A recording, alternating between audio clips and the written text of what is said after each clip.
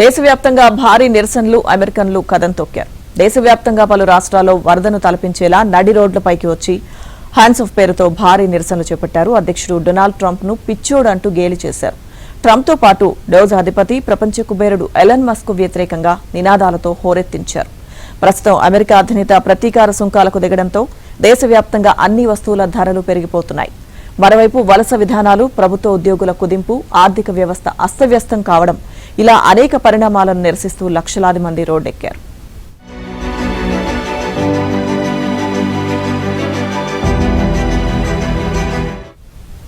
వాస్తవానికి ట్రంప్ ఈ ఏడాది జనవరిలో అధికార పగ్గాలు చేపట్టారు. అయితే అత్యంత స్వల్ప కాలంలోనే ఆయనకు వ్యతిరేకంగా అమెరికా పౌరుల ఆందోళనకు దిగడంతో ప్రపంచవ్యాప్తంగా ఇది చర్చనీయాంశమైంది. Los Angeles, Boston, New York, Houston, Colorado, Florida, Washington DC తదితర రాష్ట్రాల్లో సుమారు 5 లక్షల మందికి పైగా ప్రజలు ఈ నిరసనల్లో పాల్గొన్నట్టు తెలుస్తోంది. కుబేరుల అజెండాను అమలు చేస్తున్నారు, అధికార అతిక్రమణలకు పాల్పడుతున్నారంటూ ట్రంప్ కు వ్యతిరేకంగా నినాదాలు చేశారు. ఈ నిరసనలు వామపక్ష నేతల ఆధ్వర్యంలో చేపట్టినట్టు స్థానిక మీడియా పేర్కొంది.